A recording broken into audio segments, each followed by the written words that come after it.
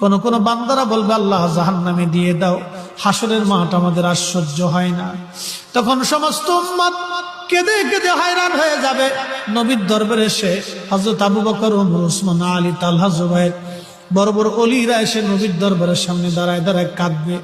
আল্লাহ নবী বললেন তোমরা কাঁদো কেন? বলে হুজুর হাজার হাজার বছর পার হয় আল্লাহ বিচার শুরু করেন নাই, কঠিন মেশর আর বরদাস্ত হচ্ছে না, সারা হাসরবাসী পেরেশান হয়ে গেছে। আর ইয়া রাসূলুল্লাহ, আল্লাহ পাক কাহার হয়ে গেছেন, আল্লাহ আজকে রাগান্বিত হয়ে গেছেন, আল্লাহকে আপনি ছাড়া কেউ নরম করতে পারবে না। উম্মতের কান্না দেখে, আবু বকর ওমরের চোখের পানি দেখে নবী দৌড়ায় যাবেন হাসরের ময়দানে।